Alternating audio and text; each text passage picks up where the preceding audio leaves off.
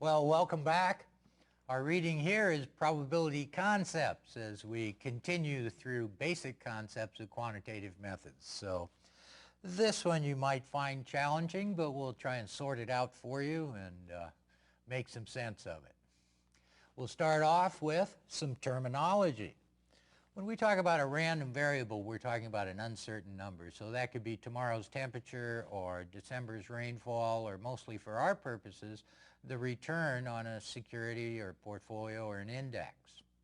An outcome is one realization of this random variable. So if our random variable was annual returns on the S&P 500, 1 year's value would be an outcome. Now, an event is a set of one or more outcomes. That could be one, could be several. When we talk about mutually exclusive events, they can't both happen. And when we talk about an exhaustive set of events, we mean we have all the possible events that could occur. So that's some terminology that we'll need here. Two basic properties of probability. Now, these are quite intuitive. Probability of an event is between 0 and 1. Well, 0 means it's not going to happen, never, never, never. And 1 means it's going to happen with certainty. So somewhere between there are the rest of our probabilities. So we can't have a probability of greater than 1 or 100%, and we can't have a probability less than 0%. If we have a set of events that are mutually exclusive and exhaustive, so no two can occur, and together they make up all the possible outcomes, those probabilities have to sum to 1 or 100%. So our basic properties of probability. How about some types of probability? Well, empirical probability is based on some analysis of data. We've developed an estimate of probability by actually looking at data and crunching the numbers. Now, with a subjective probability, you may have some experience with it, but we're not crunching any data. Because remember, the command word here, distinguish. We've got to be able to tell these apart. An a priori probability is based on reasoning, not experience.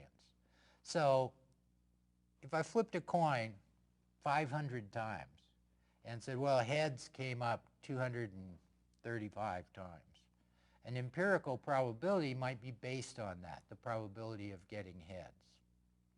Subjective probability would be, gee, I flipped this coin a lot of times and it seems like heads comes up about 55% of the time. That would be a subjective probability. We didn't crunch any numbers, but it's based on perception of a number of outcomes.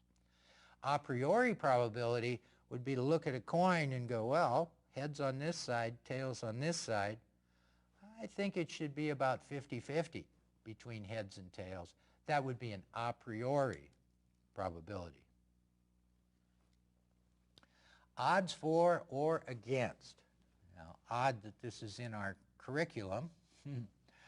I can't even remember as a broker saying that, hey, this stock is a 5-2 favorite, but it's in the curriculum, so we'll cover it. So we've got a horse, and the probability he'll win a race is 20%. So he'll win 1 out of every 5 times, 20% of the time. So the odds for winning are 1 to 4. We've got 5, think of 5 outcomes, 4 losses, 1's a win, right? 20% probability of a win.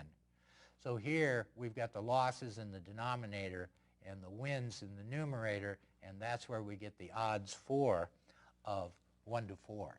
The odds against, just the opposite, 4 to 1. So that's odds for and odds against that you can translate from a probability of 20%. So that's what you need for this learning outcome right here. Okay, some stuff that comes up a little more frequently, unconditional and conditional probability. When we talk about the unconditional probability of an event, we mean the probability regardless of any other things that happen. So if we said, well, the probability that the market will be up on a given day, no other information, That's an unconditional probability. A conditional probability, which we write like this, that vertical line, you can read that as given. So what is the probability of A occurring given that B has occurred?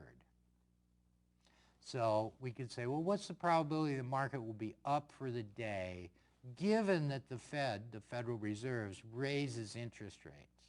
Well, that may be quite different than the unconditional probability that the market will be up for the day. Now here's some rules, and as you learn this material and think about these probability rules, they're all written in this language of probability theory and using these symbols. But that may not be the best way. I think what you really need to do is struggle with this stuff, work with this stuff so that it makes sense to you, that it makes some intuitive sense. You can see the logic of it. And then you'll be much better able to apply this to a particular problem, because otherwise you're looking at the problem and going, oh, I know all these formulas, which one should I use? So let's try and make some sense out of these. First is the addition rule. It's the probability of A or B occurring. And so we write that as the probability of A or B equals the probability of A plus the probability of B minus the probability that they both occur. And that's to prevent double counting. Think if I've told you two things. I said, well, the probability that it's going to rain tomorrow is 60%. The probability that it's going to be under 50 degrees tomorrow is 70%. What's the probability it will either rain or be below 50 degrees? Well, if we added 60 and 70%, we'd say, well, the probability of one or the other is 130%. Well, all of a sudden you're realizing, well, that's not a great result to get. And the reason is we haven't subtracted off the probability that it will be both under 50 and rain. And so we've double counted those, and that's why we have to subtract it off.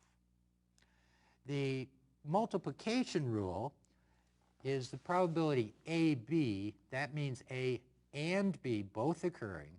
So the probability they both occur is the conditional probability, the probability of A given that B happens, times the probability that B happens. So I hope you see the intuition there. We'll say, well, probability of A is 30% given that B happens, but B only happens 10% of the time. How much of the time does A happen? A and B both happen. That's going to be 3%. Our multiplication rule works for independent probabilities. Independent probabilities means that the outcome of one does not depend on the outcome of the other.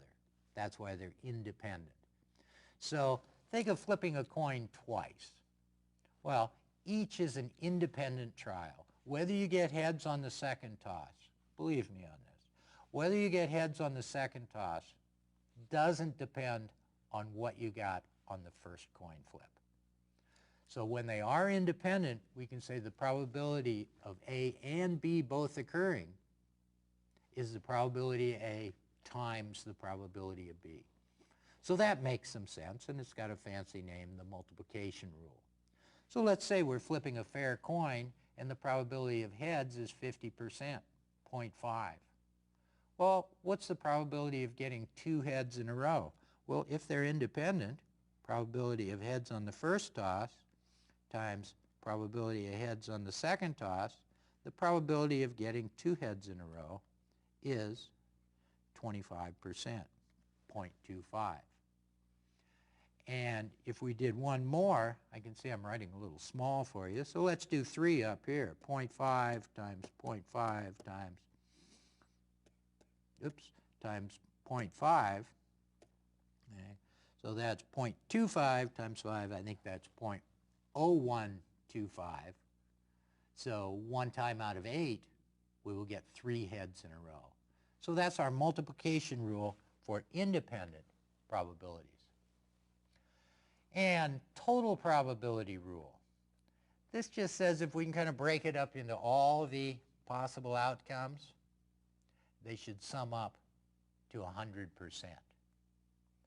So the total probability rule, as we stated in that first line there, we've got B with a little c next to it. And that's for being the complement, but we can read it here as not B. So we've got B occurs and B doesn't occur. So what that first line is telling us there, the probability of A, and that's the unconditional probability of A, is the probability of A given that B occurs times the probability that B occurs, plus the probability of A given that B does not occur times the probability that B does not occur. So you saw this before. We turned a conditional probability into an unconditional probability, and we did it for B and not B, and B and not B are what? They're mutually exclusive, and they're also exhaustive. Now we've got a little bigger example here where we don't just have B and not B, but we have several things that may occur along with A. But as long as we get all possible outcomes, as long as these S's are an exhaustive set of outcomes and mutually exclusive, then we can use this total probability rule to get, what does the total probability rule get us? It gets us the unconditional probability that A will occur here. So now instead of B and not B, which are mutually exclusive and exhaustive, we've got all these N other outcomes that are mutually exclusive and exhaustive. So we take the conditional probability, A given that S1 occurs, times the probability of S1 occurring, probability of A occurring given that S2 occurs. We get all those probabilities and add them up, and that gives us the unconditional probability of A. So that's our probability rule, and I think we're just about done with rules here. We've talked about the joint probability, right? We talked about probability AB, both of them occurring, and that's their joint probability. So let's do an example using conditional probability to figure out the joint probability here. First, we're told that the probability interest rates will increase is 40%. That's an unconditional probability. The probability of a recession, given that rates are increased, the probability of recession given an increase in rates is 70%. We can figure out the probability of a recession and the increase in rates, and that's what you saw before. The joint probability of a recession and a rise in rates is the conditional probability of a recession given that rates are increased times the probability that rates increase. So this is not really new to us, but now we have that joint probability R and I, and we'll have occasion to use that. Now I talked about avoiding double counting. Here's a Venn diagram that illustrates that. Here we've got the probability of A and the probability of B, and that overlap there in the middle, that's the probability that both A and B occur. And that's why we subtract that off so that we don't double count that and end up with a probability of A or B, as in the example I gave earlier, of 130% or something that just can't be true. So we subtract that off. Now with independence, if they are mutually exclusive is what I meant to say. If they're mutually exclusive, then this probability is 0. These don't overlap, and the probability of A or B is just the probability of A plus the probability of B. Again, if the events are mutually exclusive, then A and B don't occur at the same time, and that probability AB, that joint probability, is equal to 0, and we don't have to worry about it. Okay, let's run through an example with the addition rule here. probability of rising interest rates is 40%. The probability of a recession is 34%. This is the joint probability we calculated earlier, 28%, that we will have both a rise in rates and a recession. What is the probability of either rising interest rates or recession? Well, we just add the two and subtract off that joint probability to find out that the probability of a recession or an increase in interest rates is 46%. And again, for mutually exclusive, that joint probability is 0, so there's nothing to subtract. Okay, next up on our agenda is joint probability of any number of independent events.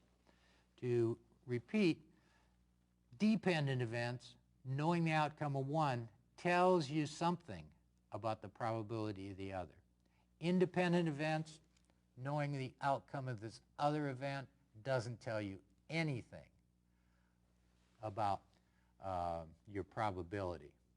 So for a fair coin, if those are independent events, the probability of 3 heads in succession, as I mentioned before, 0.5 times 0.5 times 0.5, or 12.5%. If you flipped a coin 3 times, 1 out of 8 times you'd expect to get all heads. 1 out of 8 times you'd expect to get all tails. So let's calculate unconditional probability. We want the unconditional probability of a recession given this other information that we have, and that's going to be this total probability rule that we're going to get, because now we've got interest rate increase and no interest rate increase, the complement of it. So we know that the probability of an interest rate increase is 40%. The probability of no interest rate increase better be 60%, since these are mutually exclusive and exhaustive, they need to add up to 100%. The probability of a recession given an increase in rates is 70%. And the probability of a recession given no increase in rates is 10%. So we're just going to apply that we've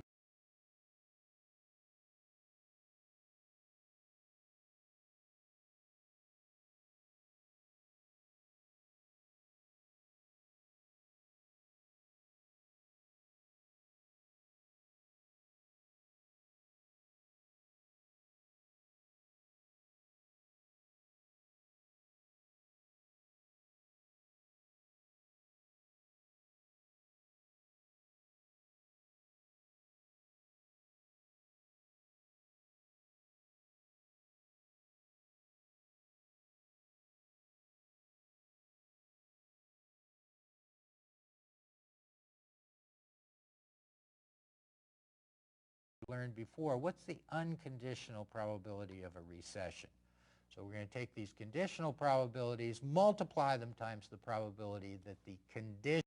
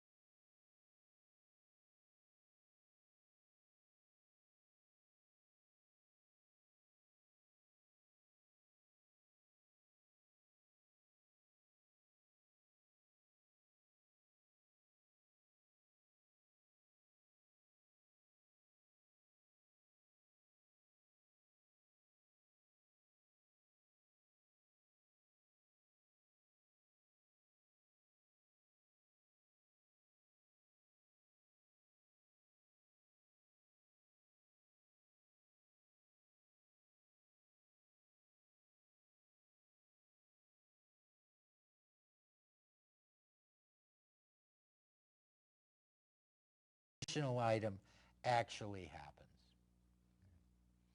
So we've got 70% times 40%.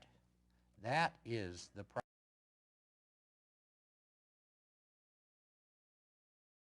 probability of a recession given an interest rate increase times the probability of an interest rate increase. And the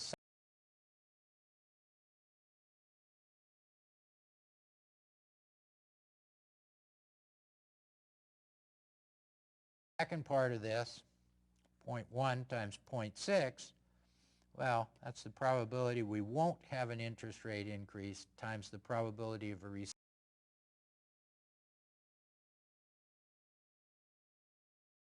recession given that we don't have an increase, and we add that, and we come up with the unconditional probability of a recession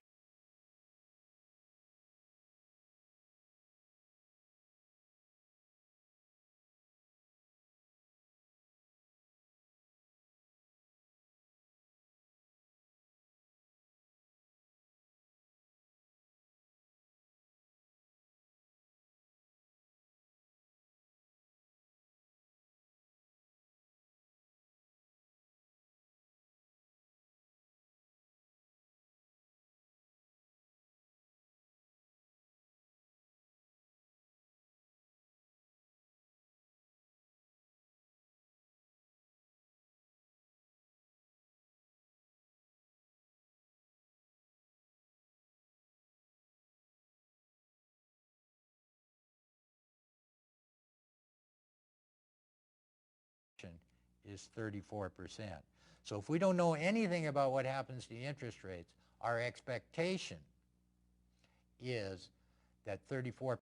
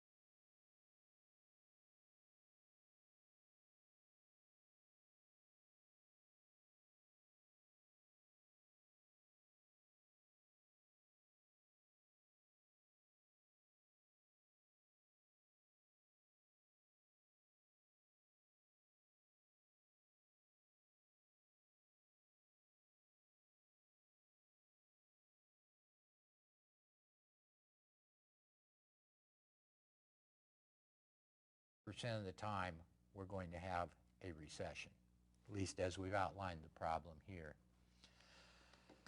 Now we'll take a look at an investment tree.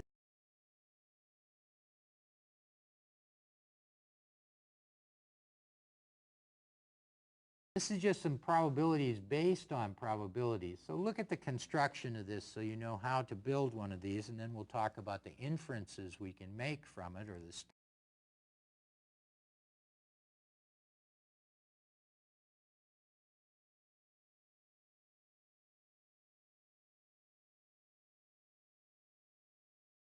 statements, probabilistic statements we can make based on it. We've got two possible outcomes here. Growth of gross domestic product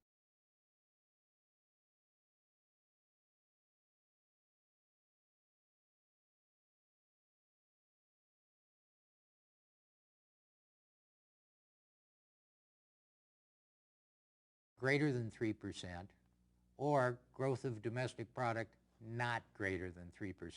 We can say less than or equal to, but that means not greater than. Same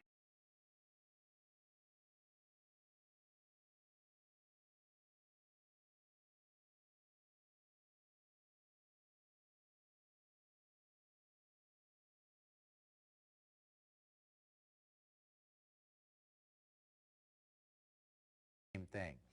And we're told there's a 60% chance growth above 3% and 40% chance it will not be.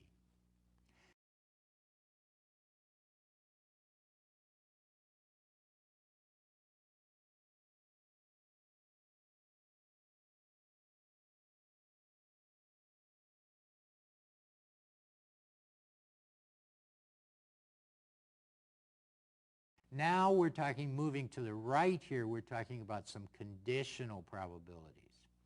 The conditional probability of good stock performance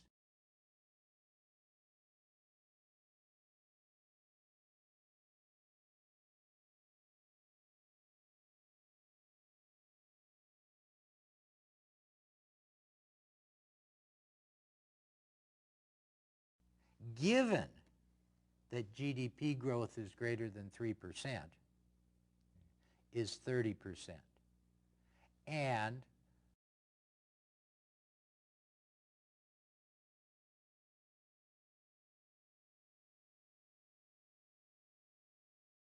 the probability of not good stock performance, at least less good stock performance, is 70%.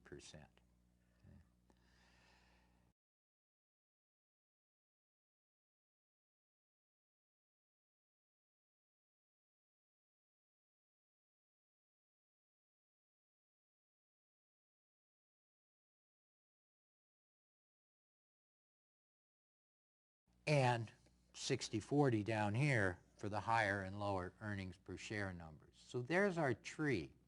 And we have 4 different outcomes there.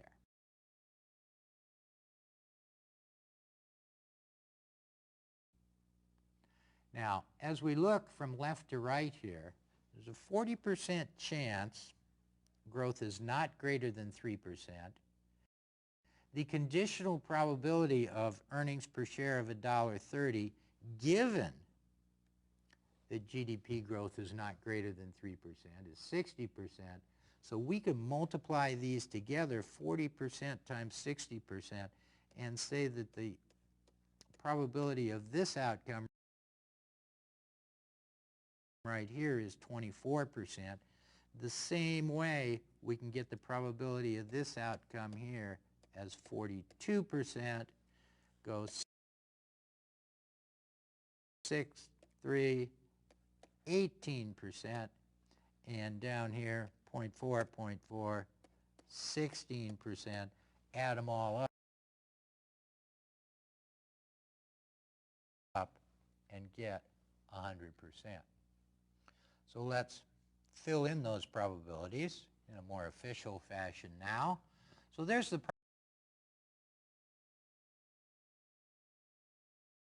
probabilities of each of those 4 outcomes. Given that, we can take a weighted average of those outcomes based on their probability to develop our expected value of earnings per share of $1.51. Now again, our expected value isn't one of the actual outcomes, but it is the estimate that will minimize the expected miss from reality. So now using the probability tree, that's the calculation that led to 151. It's a weighted average. Here's 18%, 42%, 24%, and 16% probabilities of those outcomes. We multiplied them by their outcomes and got the expected earnings per share. We can also think in terms of conditional expectations. What do we expect earnings per share to be if GDP growth is greater than 3%? Well, all we're doing here is saying, given that we made it to here,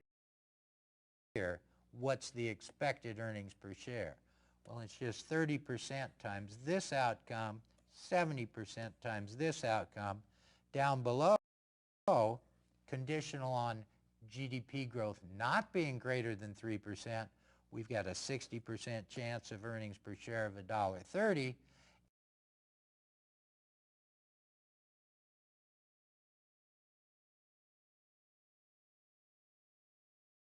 And a 40% chance of earnings per share of $1. So we can do those calculations now and say, given that GDP growth is greater than 3%, earnings per share are expected to be $1.73, or given that GDP growth is not greater than 3%, we expect earnings per share to be $1.18. So that's how we've gotten conditional and unconditional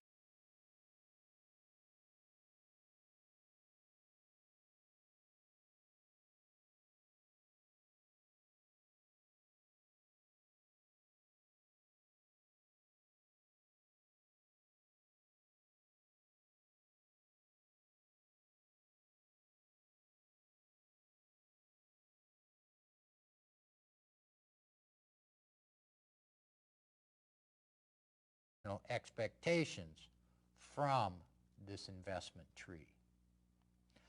Now we've got another concept for you. We've talked so far about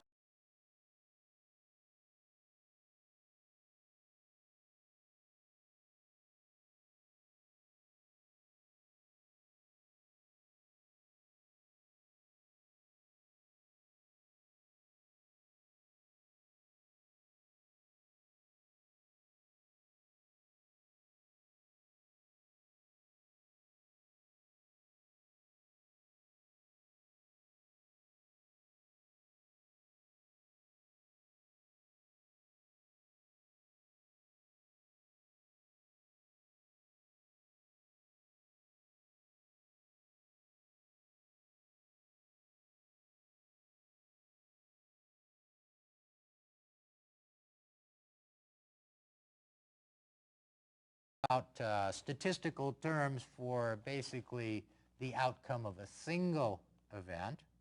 With covariance, we're looking at how two variables move over time, how they move in relation to each other. If we're thinking of returns on oil stocks, integrated global oil companies, we expect them to have positive covariance. Since they react to the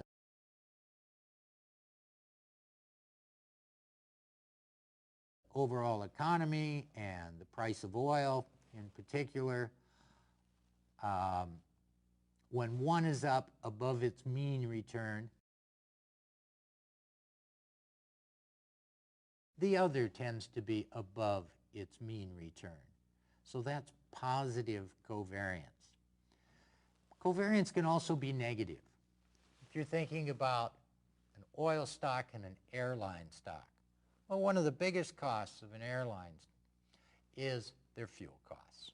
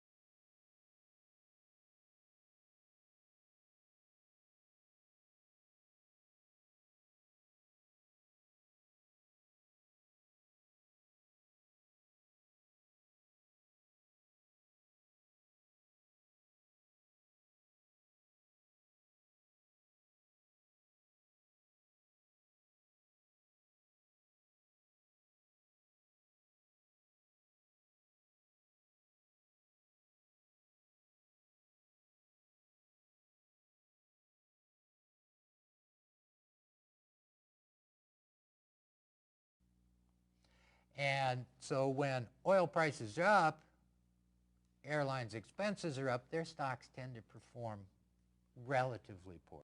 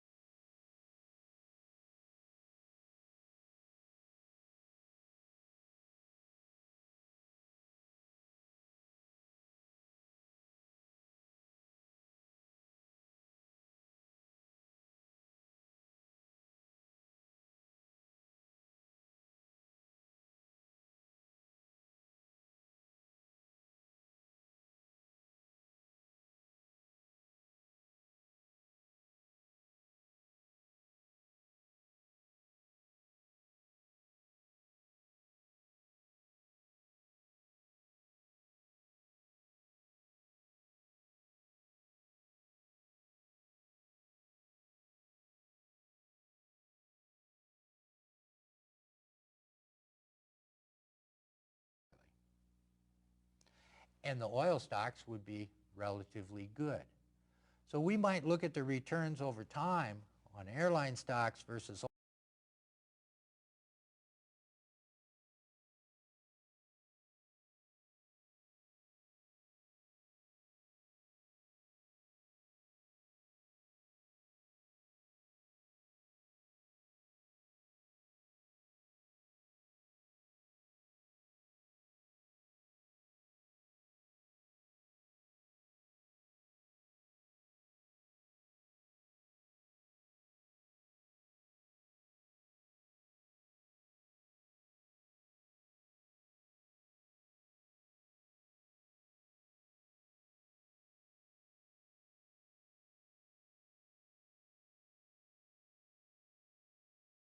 oil stocks and see that oil stocks do better than average when oil prices are up, but airlines do worse than average.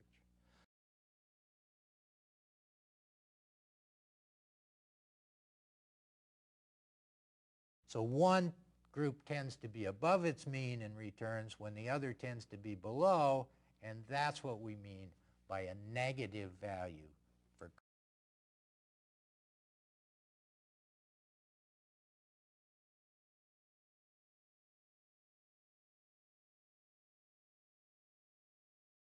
covariance. Now, the covariance of any variable with itself is simply its variance, and that little bit of knowledge will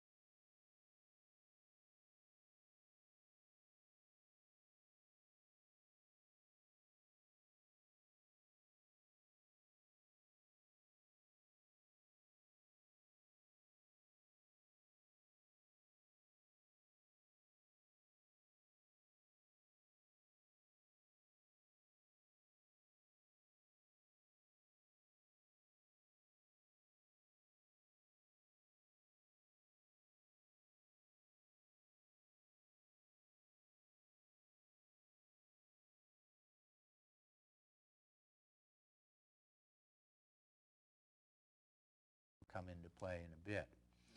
Now, covariance, if I tell you the covariance of oil stocks and airline stocks is minus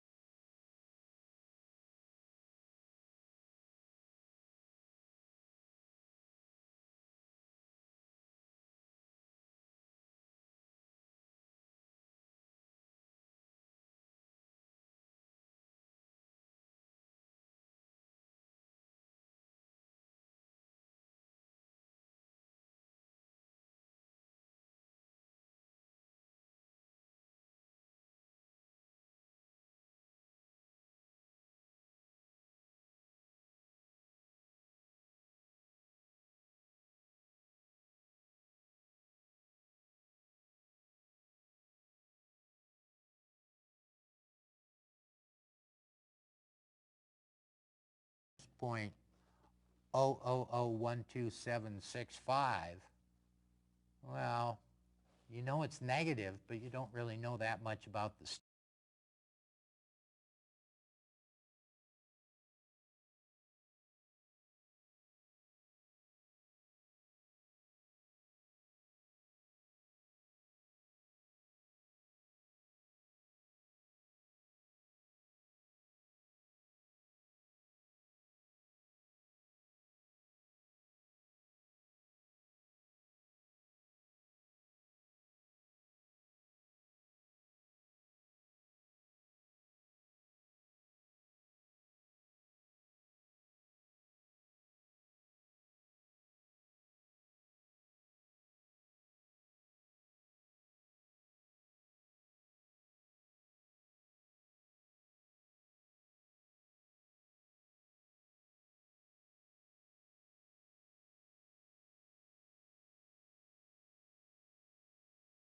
strength. The units are really dependent on how we've measured returns and the standard deviations of returns of each of those.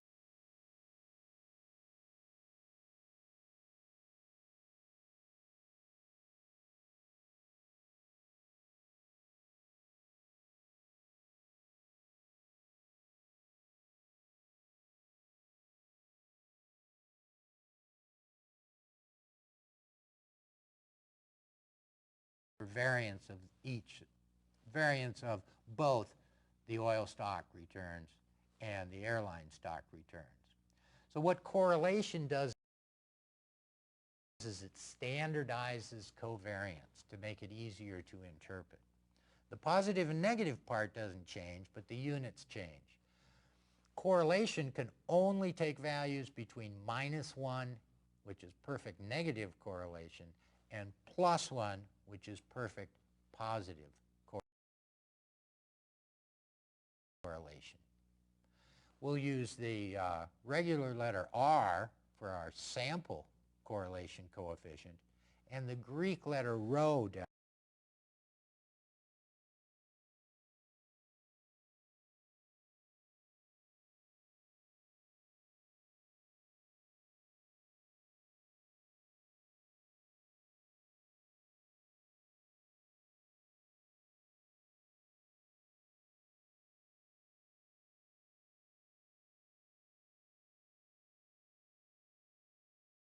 there as our population or true correlation coefficient.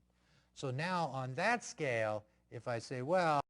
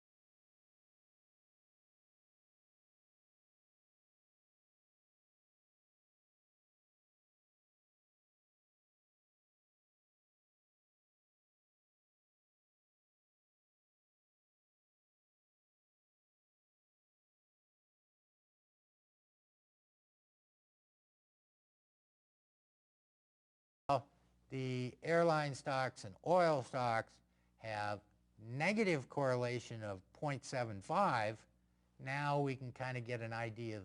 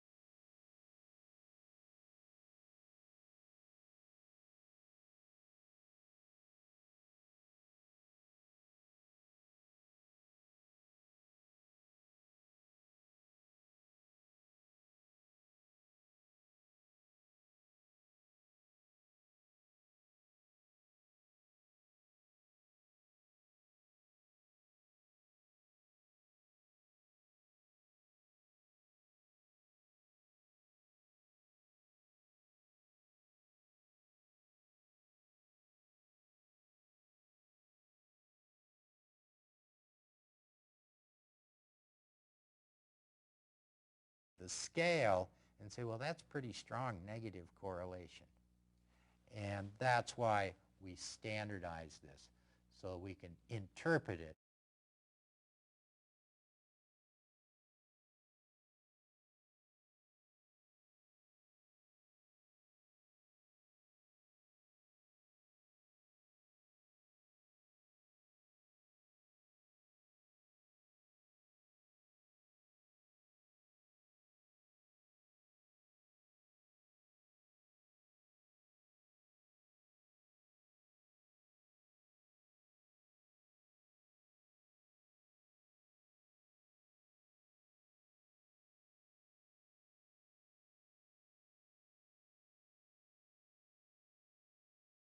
with covariance, we can't really do that.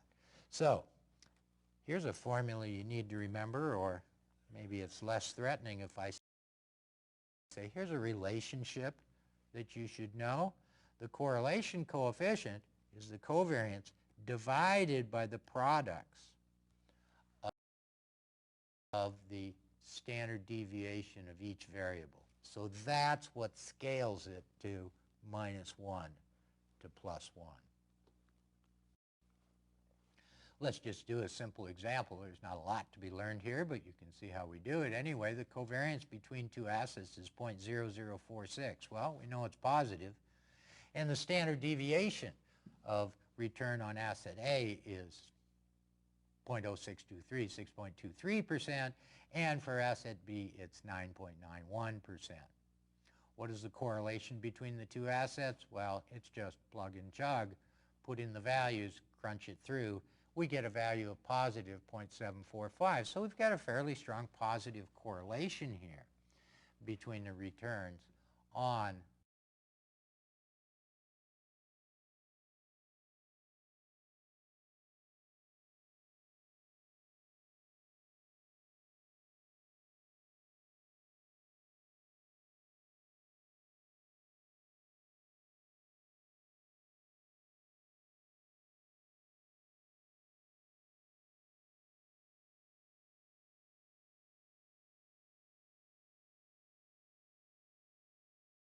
the two assets.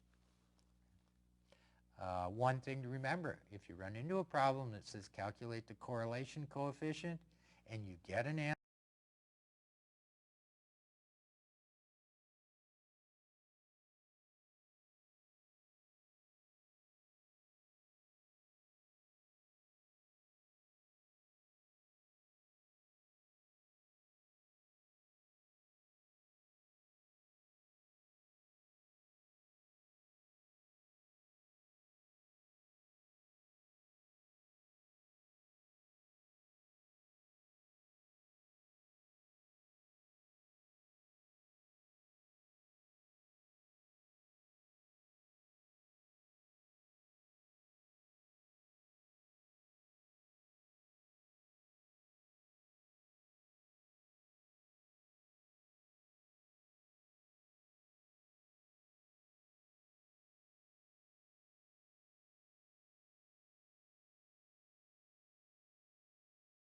answer that's larger than 1 or smaller than -1, start over. You messed up. It's got to be between -1 and +1.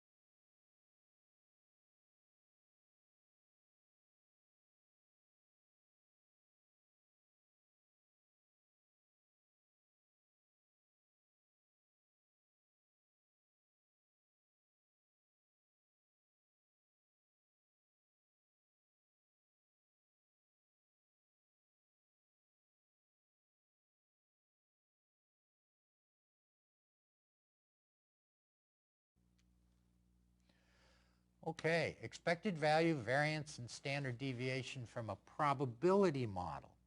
Now before we talked about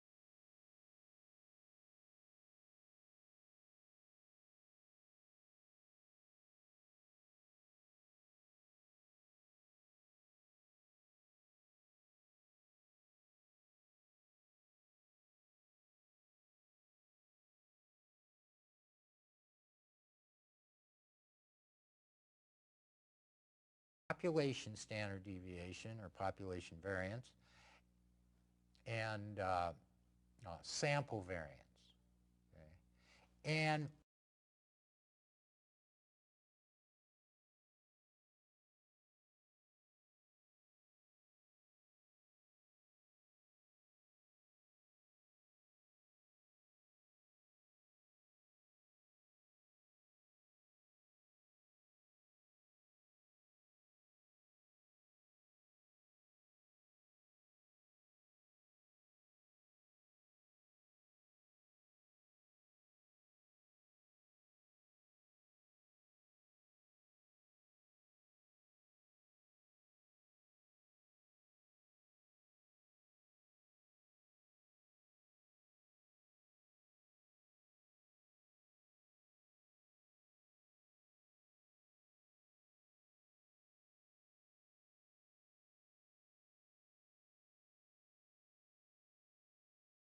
we had a sample. We had individual observations.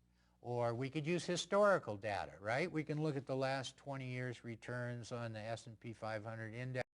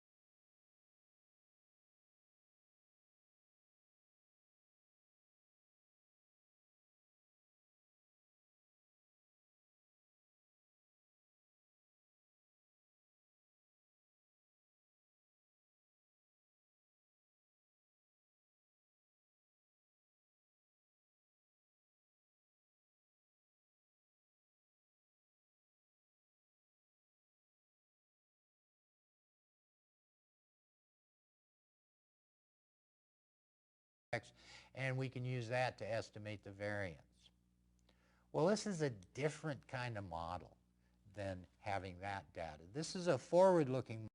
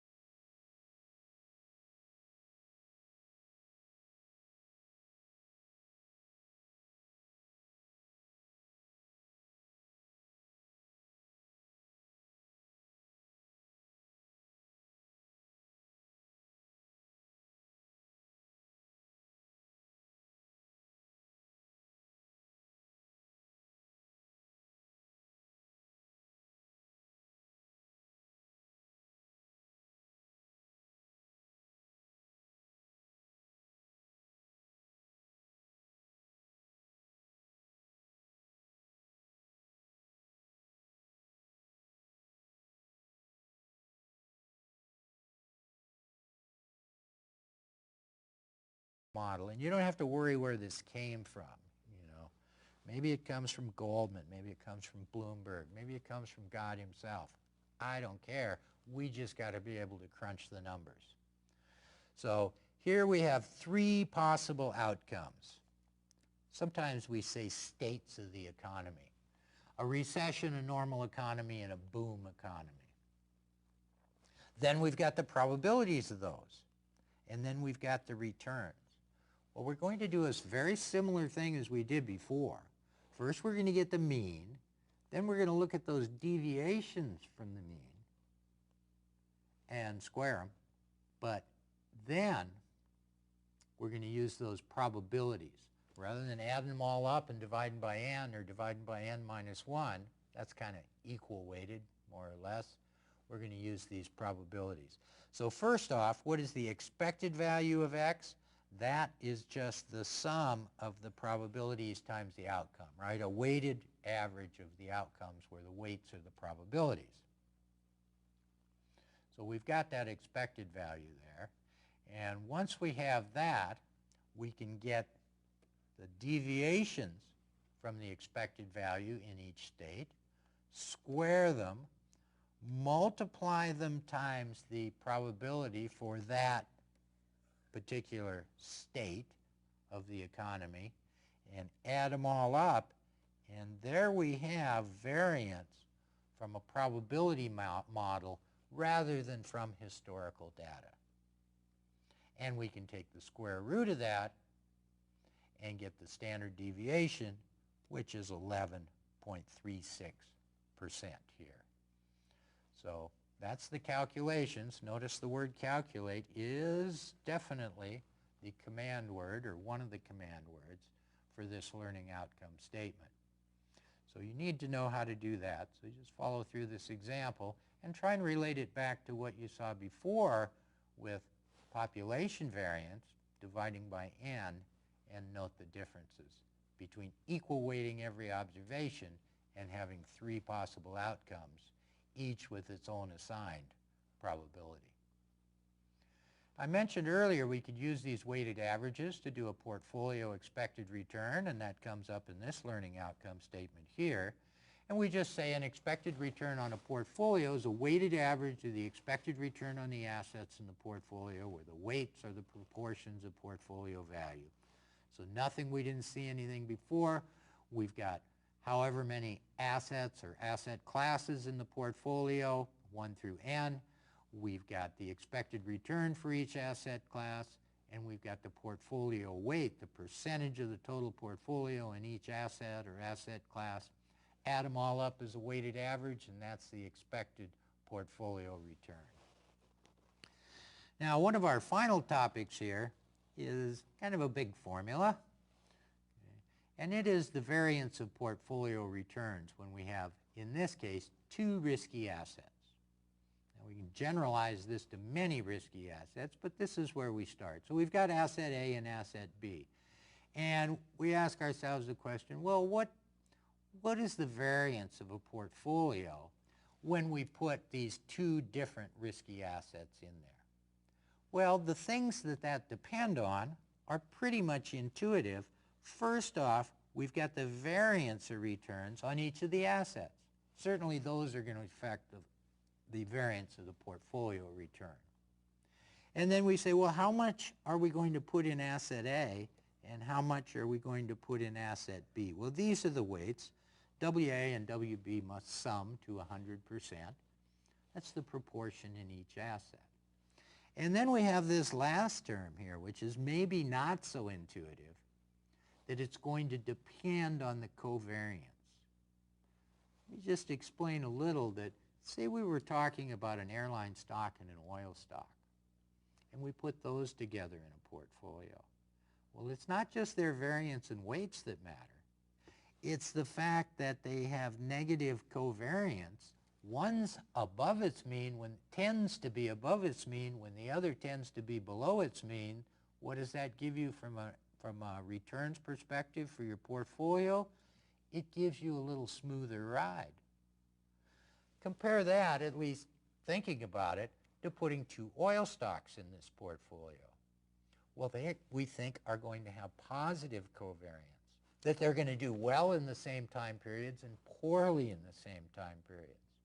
So what does that do to portfolio risk? Well, certainly it's going to be a little rougher ride, or put more formally, have a higher volatility of returns than putting 2 stocks or 2 assets in here that have very low or negative covariance. Now, remember, we had correlation coefficient equals covariance over sigma A, sigma B. We just rearranged that here to say, well, covariance equals the correlation coefficient times sigma A, sigma B, right? Just take that out and multiply both sides times that, and we get this relationship here. The reason we bring that up now is because sometimes we write this portfolio variance formula like that, so that it's not covariance that's in there, but it's correlation coefficient that we put in there. But same thing. We can substitute this term in red right here for covariance, and you'll likely see it both ways in different parts of the curriculum. So let's take a look at now a joint probability function. This table, to read this table, we say this is the probability, 15% is the probability of this and this. That's a pair of returns. So now at these little intersections or cross points, we've got a 25% chance that the return on B will be 0 and the return on A will be 4. There is a 60% chance that the return on A is 15 and the return on A is 20. So that's a joint probability, probabilities of these pairs of events occurring.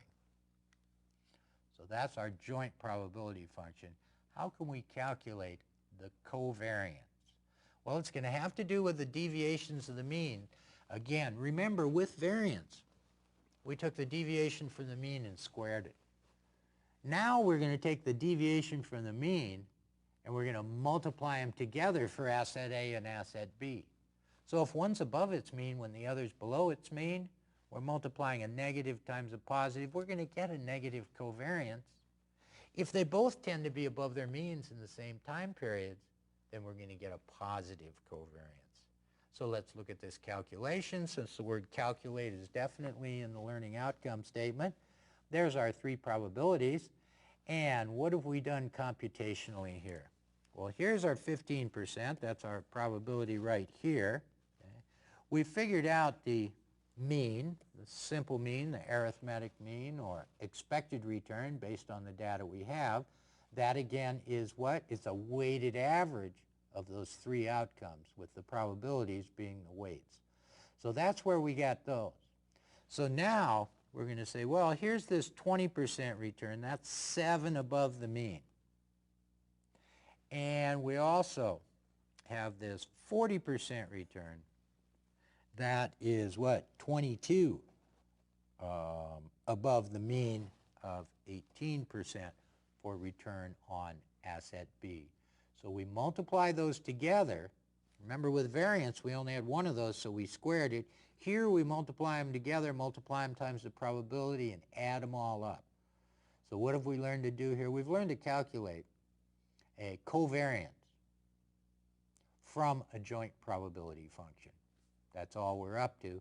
And we find out the covariance here is 0.0066. So covariance from a joint probability function. Okay, Bayes' formula. This always gives people quite a bit of grief, and I think if you try and memorize the formula and apply it, it will continue to give you grief. So I want to give you a way to unravel problems and solve for these probabilities that you can actually remember and apply during the exam. So the idea of Bayes' formula is we've got kind of a tree here, right? We've got a tree of probabilities here, and we're going to get some new information. That's the idea of Bayes. We get some new information. Now our new information is going to be what happens out here, whether we have good or poor earnings, and we are going to update our probabilities of an interest rate cut based on those outcomes. Now, don't let cause and effect confuse you here, okay? And it will, because maybe this is not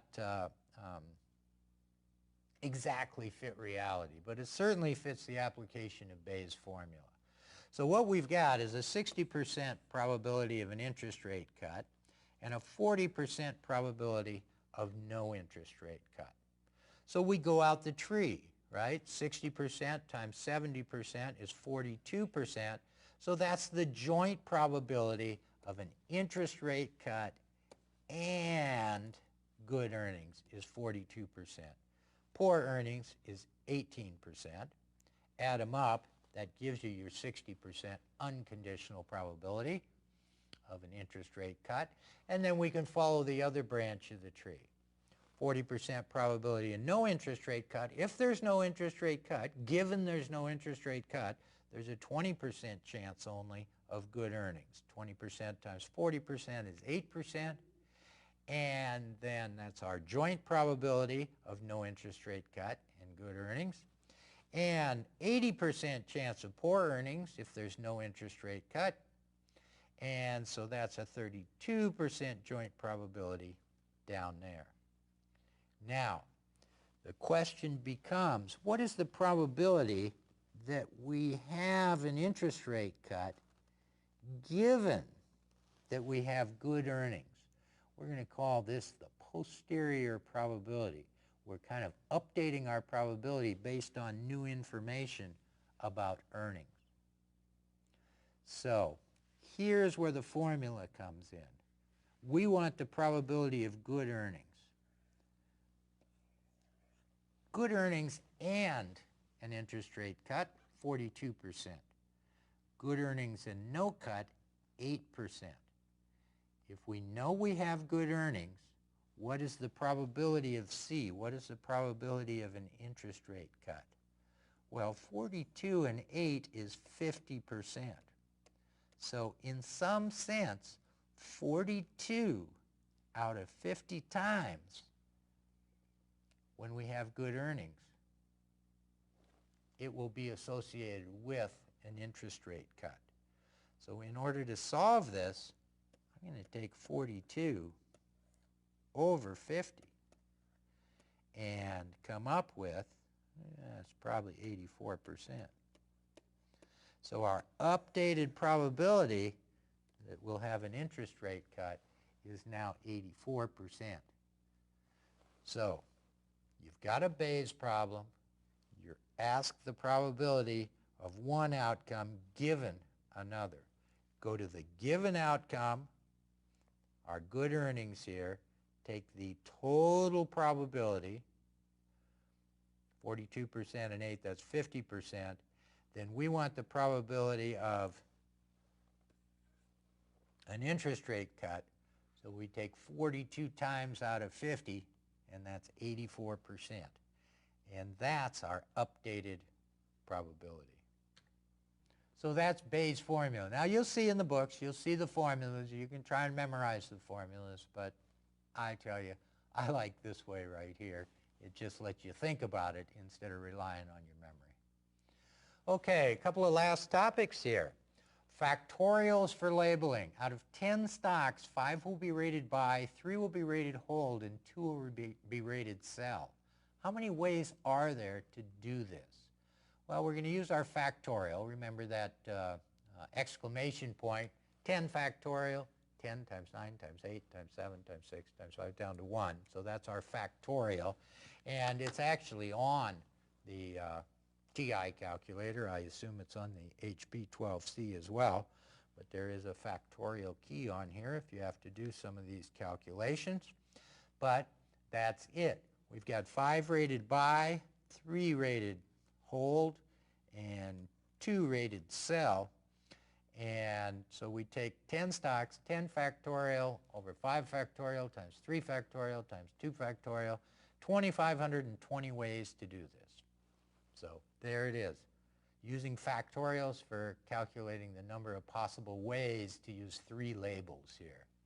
Okay. Now, we've got our combinations and permutations. First off, the combination formula here. We are going to say how many ways are there to choose these R objects from N objects when order doesn't matter. And we've just got 2 possible labels. So think of this example here. You have 5 stocks and want to place orders to sell 3 of them. How many different combinations of 3 stocks are there? So we don't care about the order.